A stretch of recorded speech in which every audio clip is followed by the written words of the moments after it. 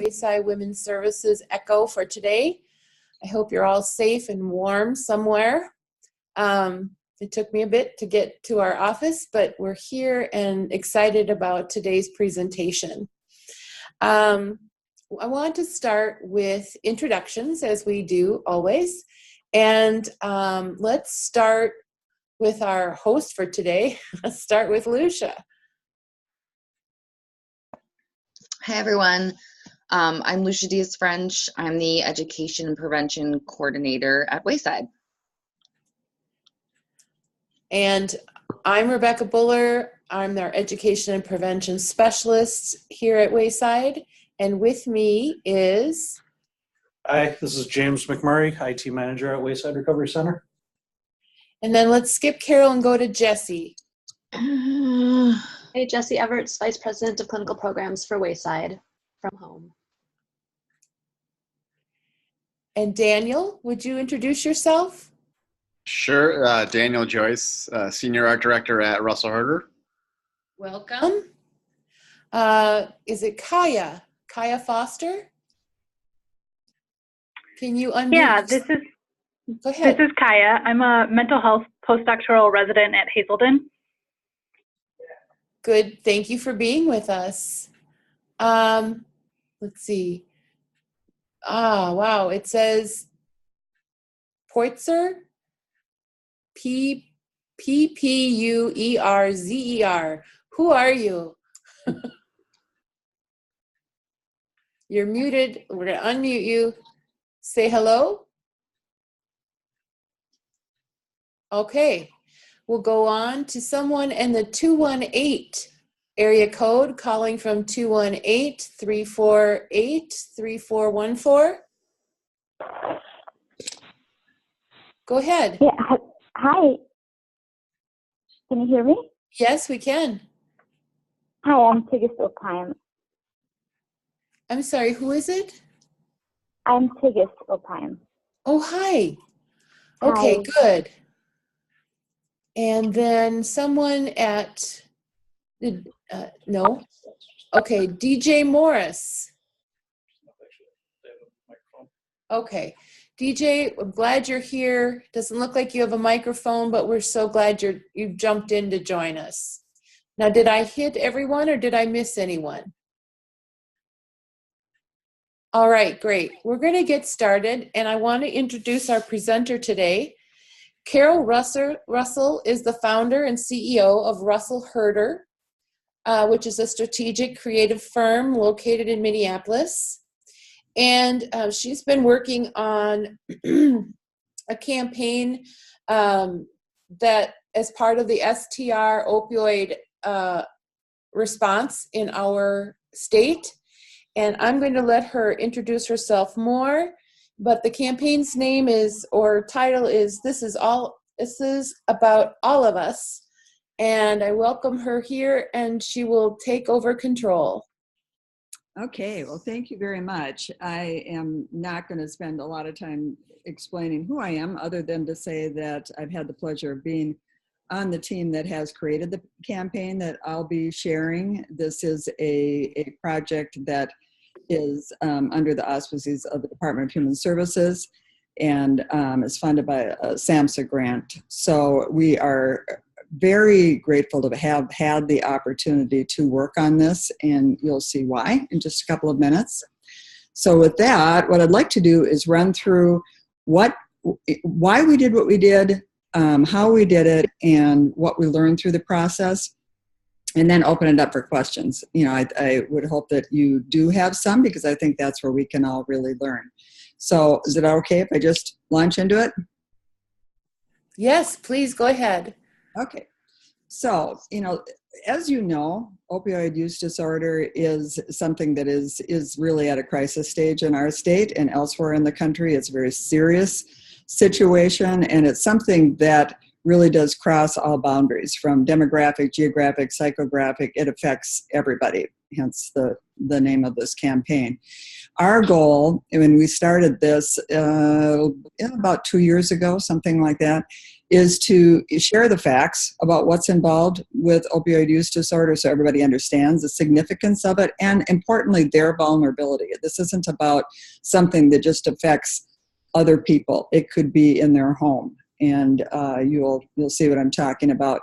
We also want to grow the conversation statewide to change perceptions, to try to reduce stigma, and ultimately to get people to take action. We are trying to reach those, there's people at different stages, but we're trying to reach those who are misusing, using, or abusing opioids. Also the people that are influencers. Those may be parents, they may be spouses, it could be coworkers, friends, people that are in a position to potentially impact a situation. And certainly those in recovery, because as we all know, recovery is not a linear process. It's something that can be experienced over and over, especially within this disorder. We were given the directive that we should have an emphasis on the African American, Native American, LGBTQ, and women, parenting, and pregnant populations. There's a higher incidence within those communities, and therefore we wanted to be sure to include them in what we're doing. Certainly, it wasn't exclusive to those communities, but as you can see, we did have strategies that tied in. We want to get people's attention, and this is about all of us really came from the investigation we did at the front end, which I'll be talking about. As I said, this is a project that is funded by DHS, and we've had a long association with this department of our government, and it's been a very good one in that we're all on the same page that what we're doing does need to be a true partnership, not only between an organization and such as us and DHS, but also treatment providers, those in recovery, etc. That's a very critical piece of things. Part of what we took our cue from was a belief we have long had, and we came across this quote, that it is important to have campaign messages, stories, calls to action that do not threaten how an audience sees itself or its values. Very, very important. We do a lot of these types of campaigns, and that's something that is a fundamental to us. Now, how do you address that? For us, it is a process of discovery. So what we did at the very beginning was we looked at campaigns that were going on across the country. We wanted to see what was happening, what's working, what's not. We did a long series of one-on-one interviews with subject matter experts within our state and elsewhere to really learn about this disorder and what was involved. And probably most importantly, we did focus groups with the targeted populations. And we spent a great deal of time out in the community. I'm not talking about focus groups that are held in a facility per se. We went to them to gain their opinions, show them ideas. From that, we created what we felt would be campaign positioning and messaging, and then we went back out and we tested that creative. And that was a real critical stage, because sometimes you feel like you have the insights, you have the ideas, but until you're back out there and hear it face to face, you don't know. So from there, we refined and deployed the campaign. What we were trying to find out when we were in the field was, what is that pathway? How does somebody start? What is the progression? Who do they feel is at most risk and when? And I can tell you it very much varied depending on the population we were talking to. Very, very different. What do they need to see and hear, and how? In other words, what's the methodology that we should use that would have the most impact? Who do they trust? Very, very key factor, because if we're going to have people in the ads, for instance, or the outreach, we want people that will resonate. And what messages would make the most difference.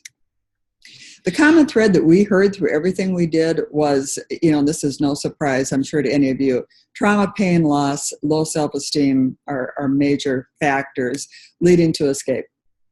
Seems simplistic, but it was just critical for us and for the creative team to truly understand that and embrace it.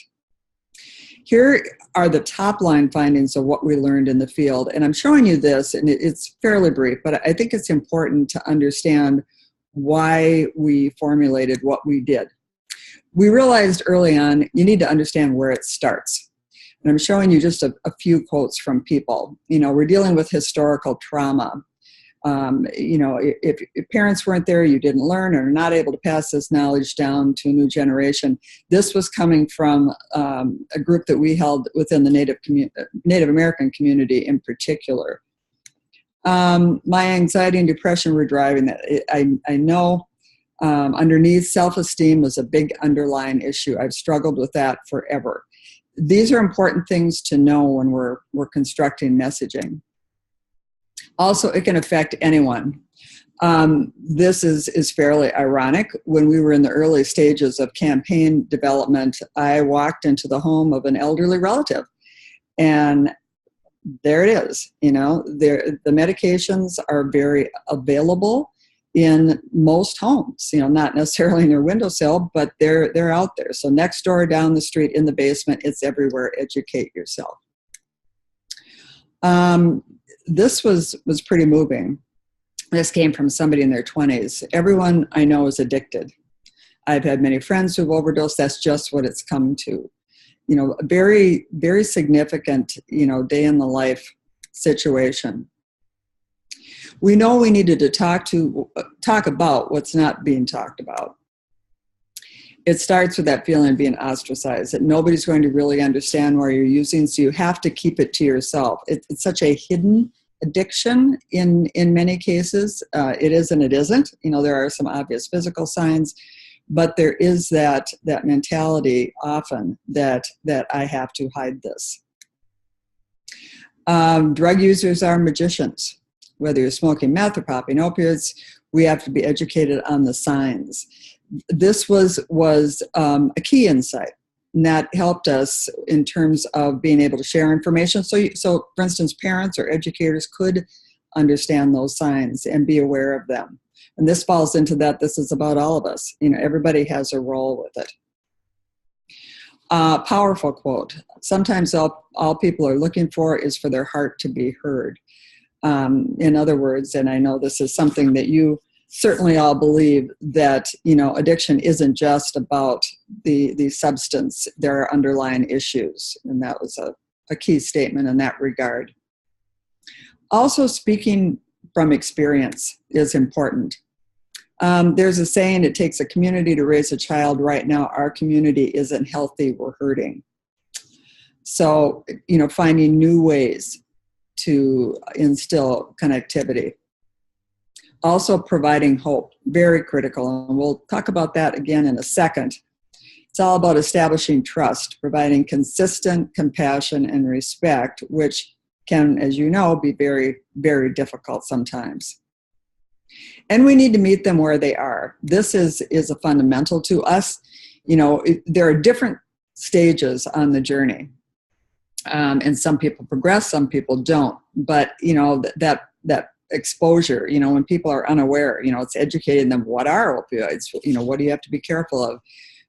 And in many cases, the experimentation, the active use, etc. The messaging we put out there, we knew had to appeal to whatever stage somebody was at. And we had to have a clear call to action. That's seems pretty straightforward, but it is something that is a little tricky. That moment when somebody says help, how can you connect them? Grab their hand and take them somewhere to get help. Where do we bring them? And in this case, Fast Tracker is the resource that is available. Bringing people there where, and I'm sure you've all looked at that site, where you can find somebody to provide treatment and care. So some of the campaign materials that we developed, there's a website, knowthedangers.com, which you may have been to. If you've not, you should look at it. We're continually adding resources to it. This still is ground zero for us in terms of having resources in one place, and any ads we do, etc., we drive them to this site and to Fast Tracker. Because sometimes it's not a matter of, I want treatment right now. They still have to be educated. The website has been very successful. This is kind of interesting to note. We've had 167,000 or so visitors who have visited the site. Actually, that's the number of visits. There's been about 87,000 unique visitors. In other words, there are people coming back more than once, which speaks to that fact that, first of all, they see it as a resource, but also that people aren't sure if they want help yet, and they're trying to learn, so they come back more than one time. Also, this was a campaign that we very much employed a technique called co-creation. It's all about authenticity. We need to have campaign materials that really resonate with the audiences we're talking to, which I mentioned early on.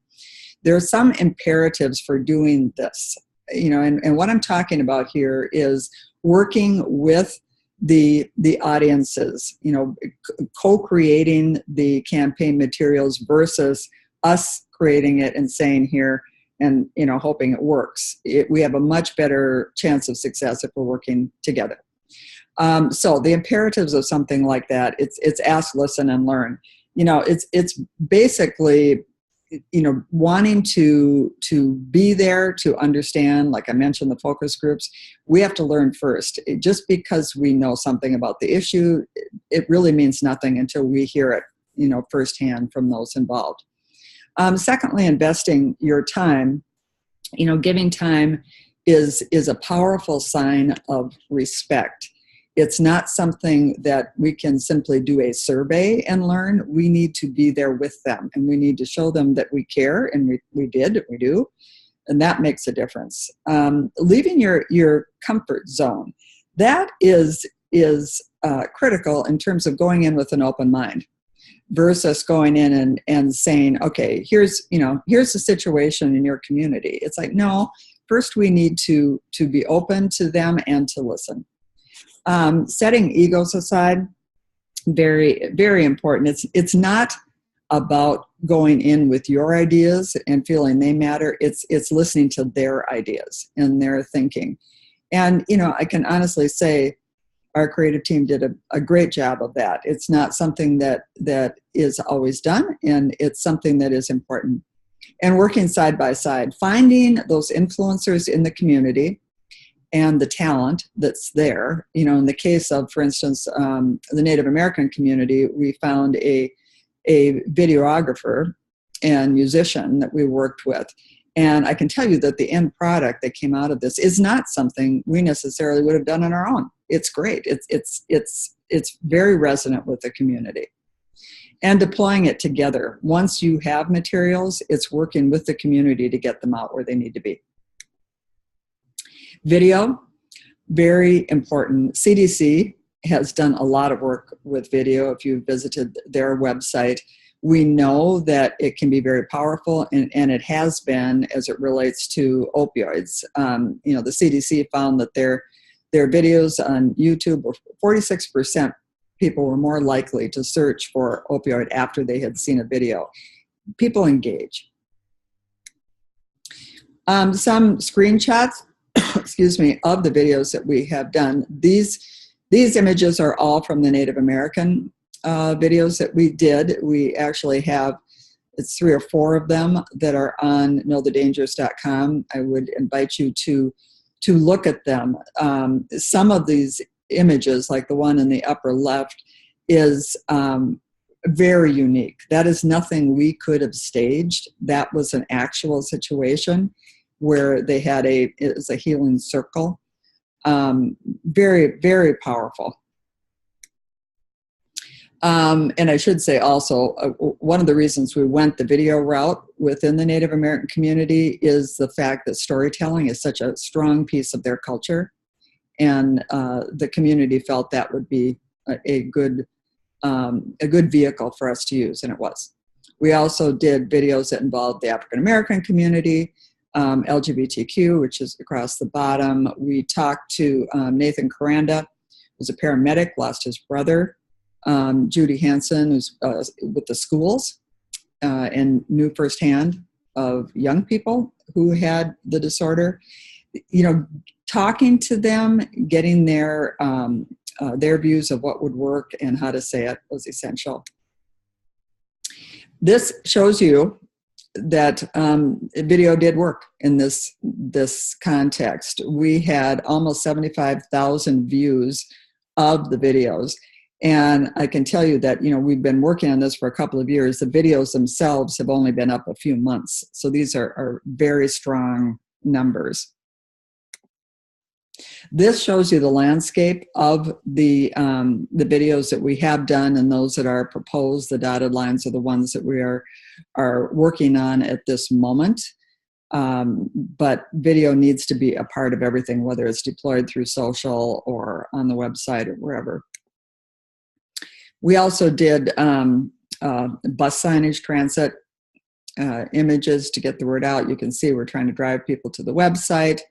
It's called pump toppers in our industry at gas stations. A lot of collateral, brochures. We had very specific pieces depending on the target population. We did capitalize also on the fact that this is a topic that is in the news. So we're able to tie into that, and you can see the ad that we had that showed up on that page up in the right-hand corner. So if somebody is learning about it from media coverage, they see our ad and hopefully go to the website. Pandora, we had ads on there. Those are very successful. And as you're seeing, you can kind of begin to see here that there is some, targeting a population and focus on these different groups through the ad imagery. These were digital ads. In other words, ads that popped up on, if somebody was searching online for information about opioids, our ad would appear and somebody could be drawn to the website. Those ads were seen more than 17 million times, but more importantly, over 127,000 people clicked on the ads and were brought to the website. And just so you know, if you don't, the way these ads work is you only pay if they click on the ad. So it's a very cost-effective way. We're only getting people that are really interested.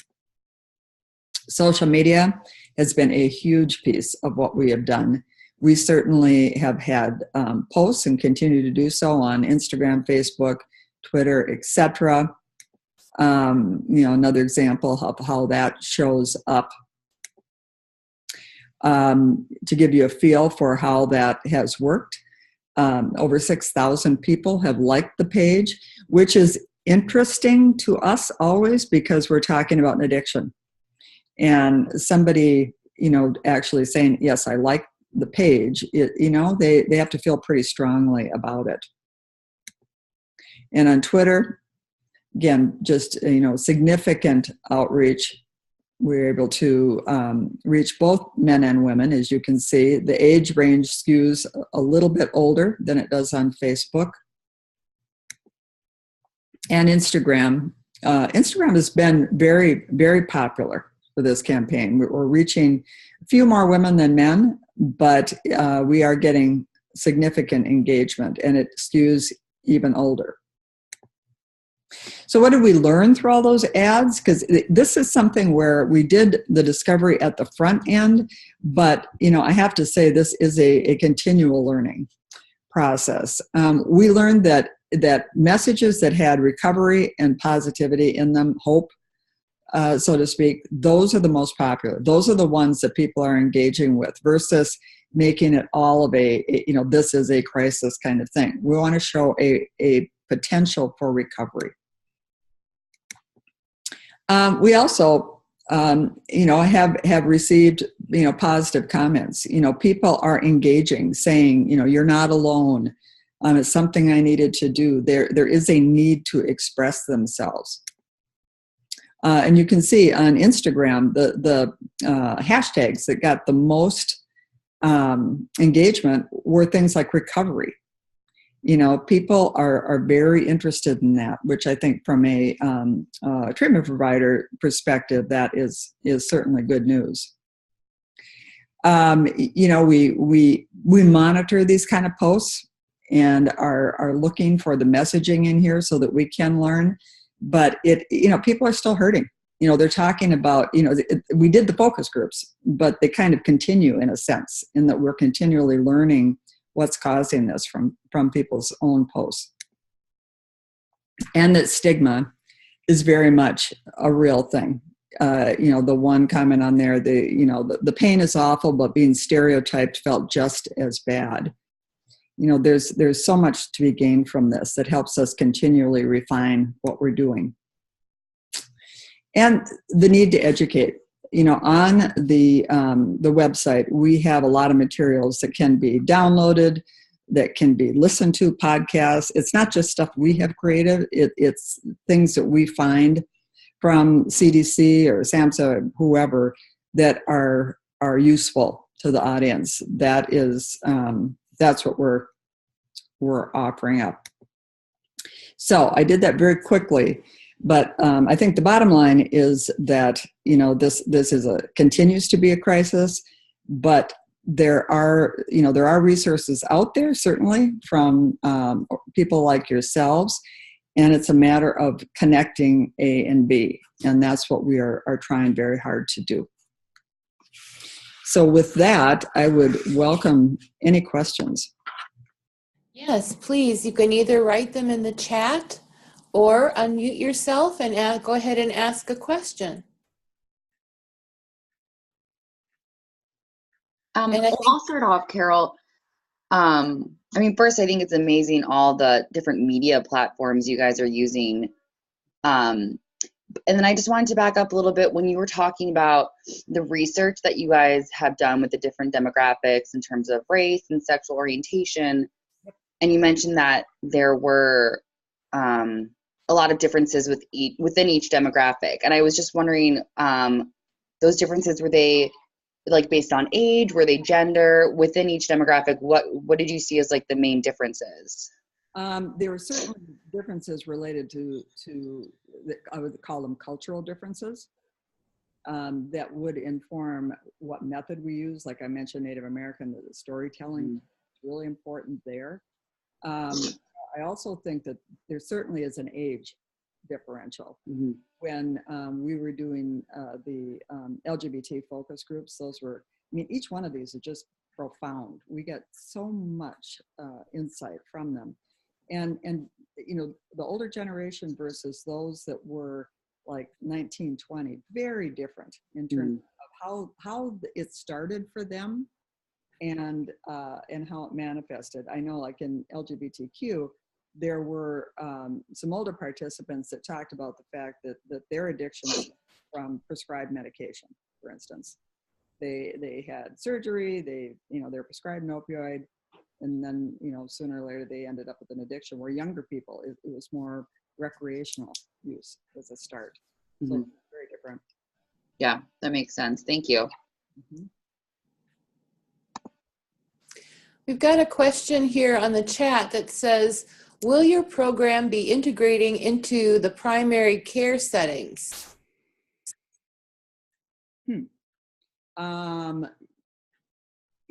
I guess I'd need more information about if they could expand on that a bit. Tigges, can you help with some more context for what you mean?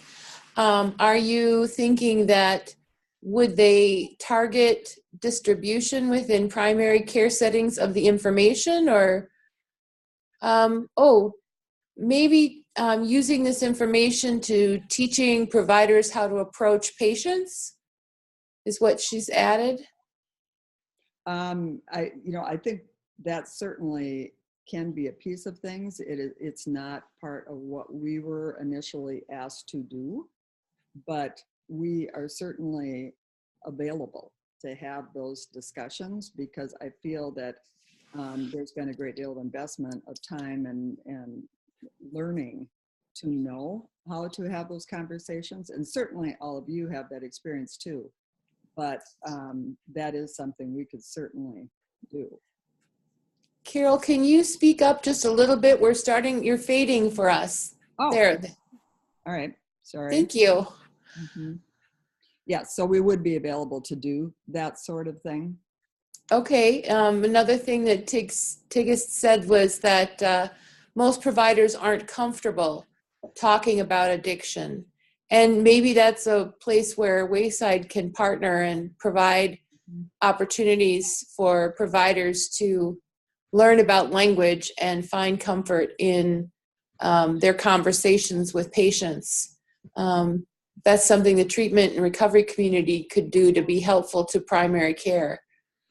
That's a really good point. I mean, we all know it's a very complex situation. We're doing a significant effort right now, just at the start of it, within a category of women and parenting and pregnant, for instance, and having those conversations and how does that tie in and present to situations that are primary care situations is nuanced.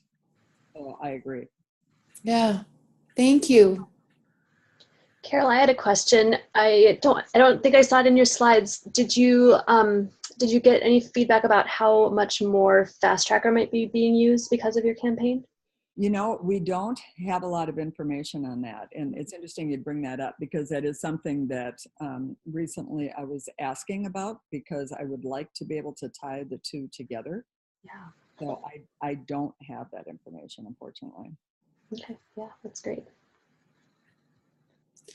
Does anyone else have questions? I think Daniel might have a contribution. At least we thought he might. All right, there we go. There's my audio unmuted. But if anyone has questions on the creative we have right now or the messaging going forward, I'd be happy to comment on that. And while you're thinking about this, one of the things that is a tricky part of a campaign like this is, ideally what we would like to do is to be able to use people's own words in the messaging itself, the meaning in videos, that sort of thing. And it's difficult, for a lot of obvious reasons, to find people who are willing to do that, because it does involve putting your face out there, and your voice. And I understand why people are reluctant, but there is nothing more powerful than when that can happen. Was that something, I don't know if this question's for you or Daniel, but was that something that was talked about when you were doing focus groups about, trying to kind of build a base of people who might be willing to be Yes, or shared on screen?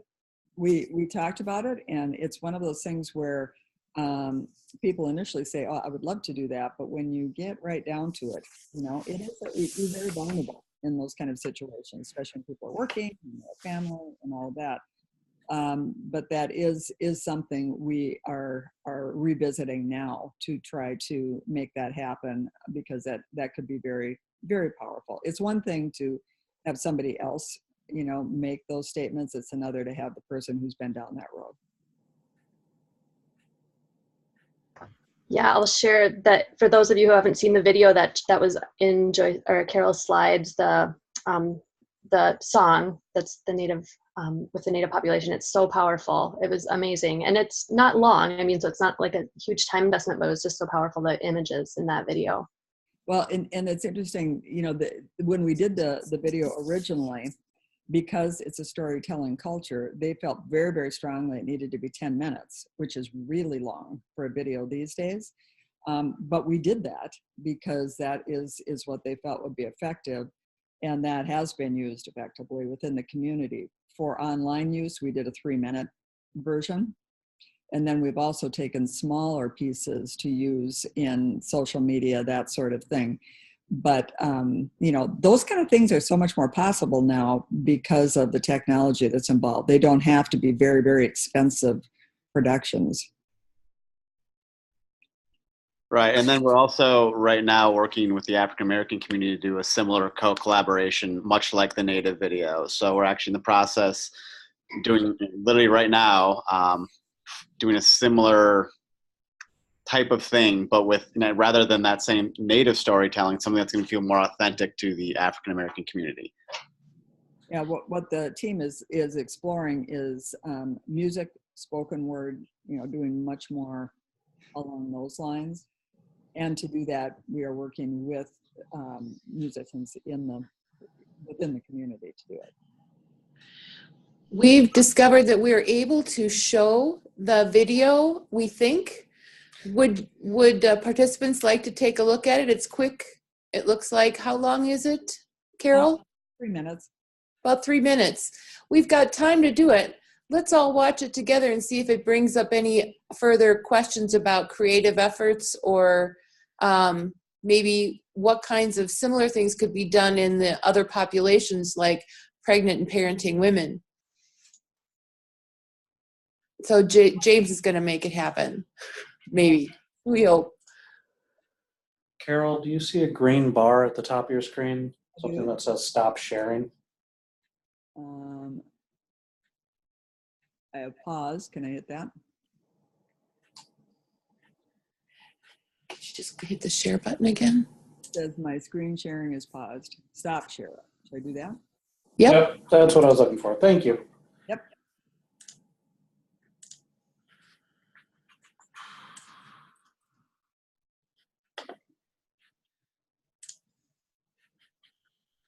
So everybody should be able to see this video. Ojibwe word Sagujatun appears on screen. Aerial view of northern Minnesota.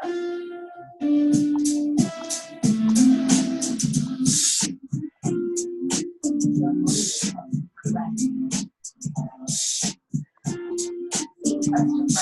Unconscious from my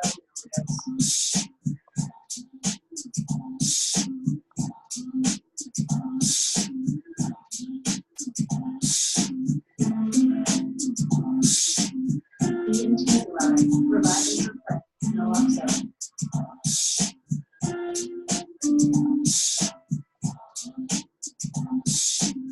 Woman is now leaving hospital. See poster promoting cultural recovery.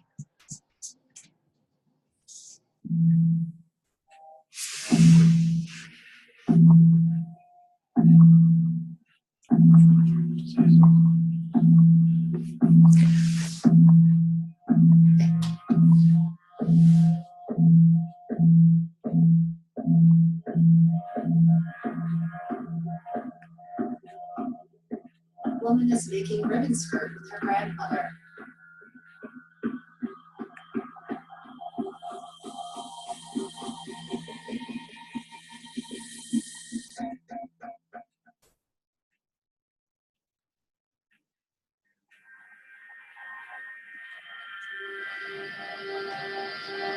Woman burns sage at purification ceremony. Woman attends sweat lodge ceremony.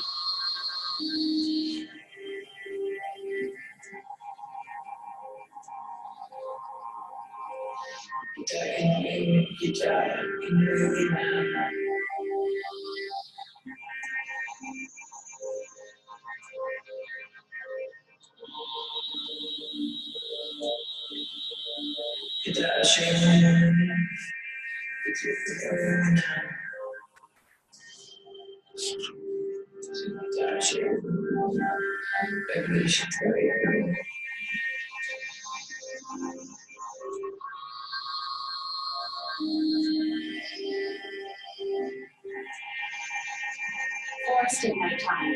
Women gather around a fire for ribbon skirting.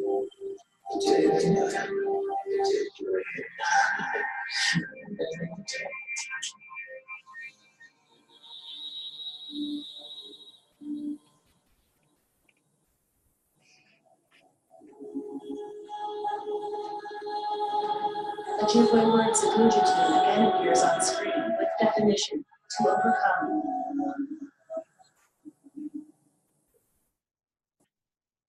KnowTheDangers.com and the Minnesota Department of Human Services.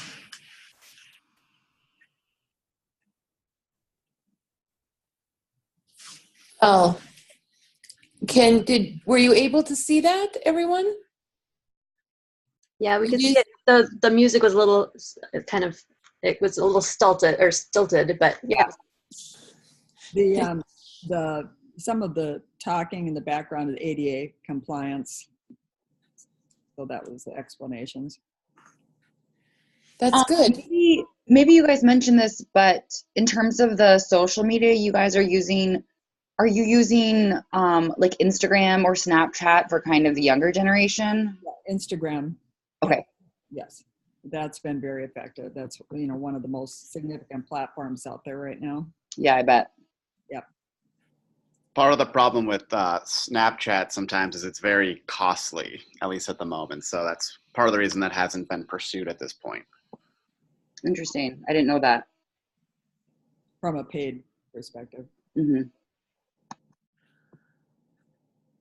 Well, do we have any other questions or information that we can ask either Carol or Daniel for?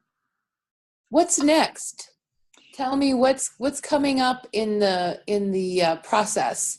Well, it's continually evolving, so we're always updating the imagery, etc. The platforms are staying the same because they have been effective.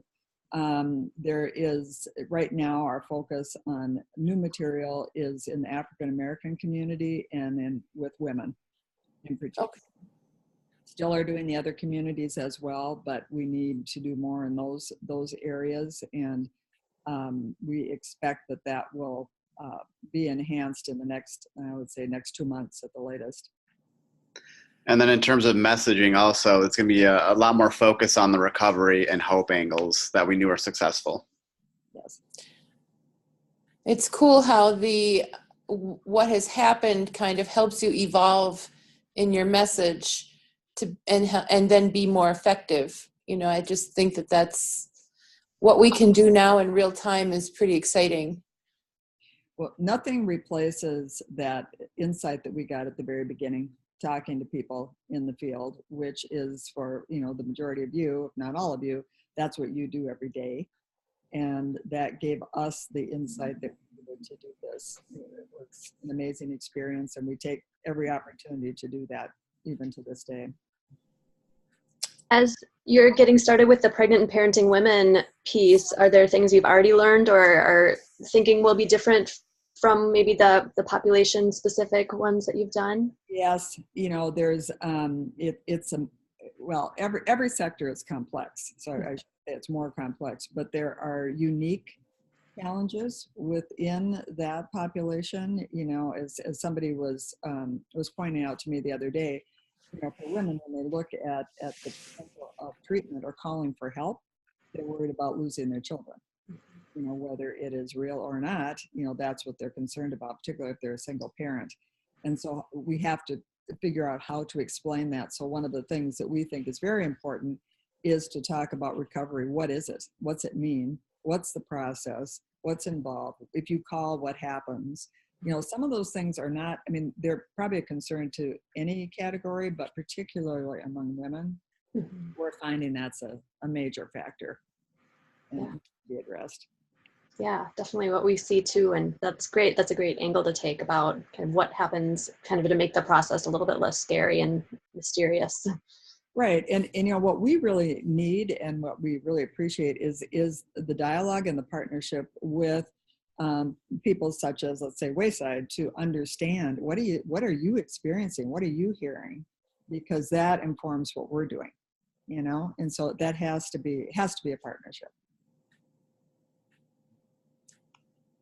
Wonderful.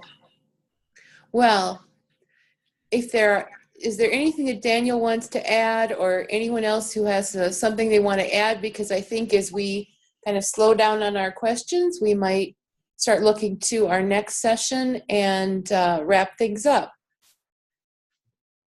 Anyone have any other contributions?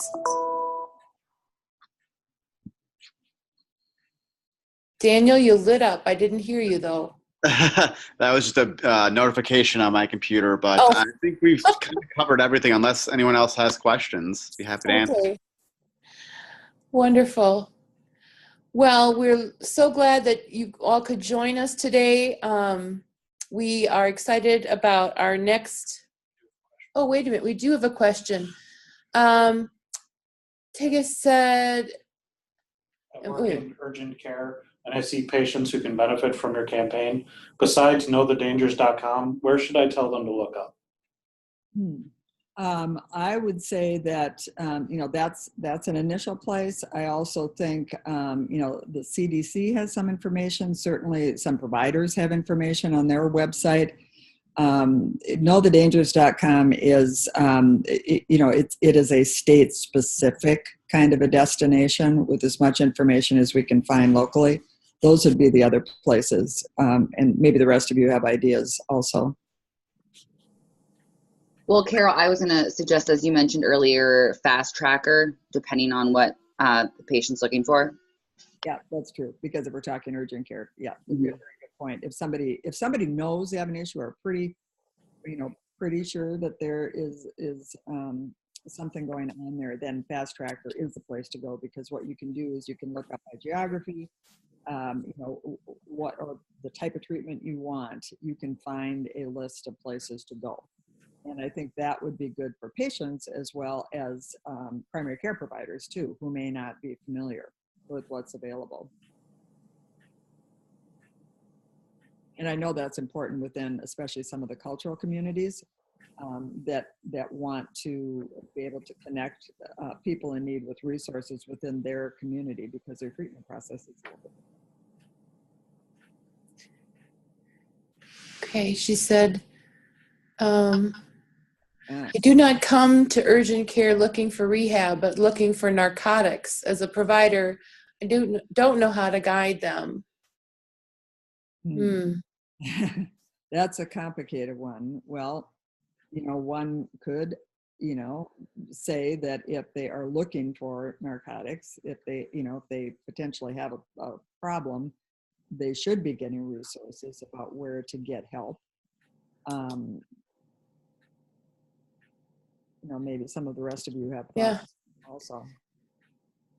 I was going to say, I've worked as a therapist in conjunction with a medical clinic before, where we were referred then, patients who maybe were there drug seeking, or, if the physician had any concern that was what was happening, they would make the referral for therapy. So in your case, it might be social work or whoever is the linkage to some community supports who could maybe meet with the patient. And I mean, it's not going to be easy for them either to dissuade someone who wants narcotics that they don't need them. And they're probably the person who can then bring in whatever community supports are there, or do some brief screening and intervention right there in the hospital setting, or that SBIRT screening, brief intervention, and referral to treatment is probably the model that fits best in the medical setting. So it's a social worker or an LADC who works in that setting is going to be the best person. And I know that you just added, that's why I'm asking for an integration program. Social workers are great, but they're busy in the ER. Yeah, we need more integrated systems where it's less like you do this, and if the client or the patient isn't looking for those things, they don't have a place to go. That's definitely a systems change we need. Yeah. Mm-hmm.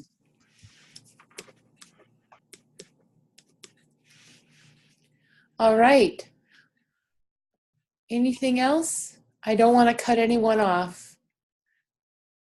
Well, I am so grateful that both Carol and Daniel could be with us today.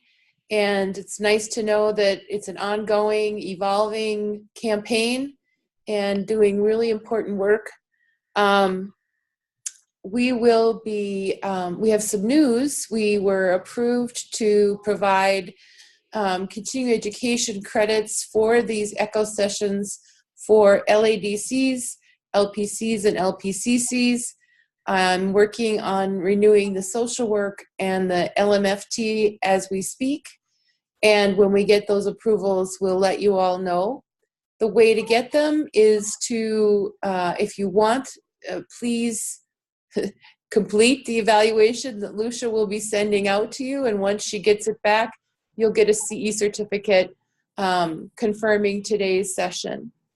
And then tell your colleagues that this is another way to get a free and I think valuable continuing education experience that we can use right away every day. Next time we meet will be February 21st, and we're going to hear from the Prevention Resource Center. And so we're looking forward to that. And with that, unless Jesse or Lucia has anything to add, I think I will let us all go on our way. Yeah, I just want to jump in quickly, Rebecca. If I don't have your email to send you a follow-up or the presentation. I typed in my email in the chat, so you can reach out to me if you need that information. For some reason, I don't have your email. Yeah, possibly people who learned about this from a colleague or are joining a colleague in a classroom or in an office. We may not have your contact information, so be sure to reach out so we can provide both the evaluation and a certificate if that's something that's important to you, and then also for invitations for future ECHO sessions. I'm going to let us go, and thank you so much, Carol and Daniel and everyone for participating. Be safe and warm, and we will meet again in a couple of weeks. Thank you. Thank you. Thank you. Bye-bye.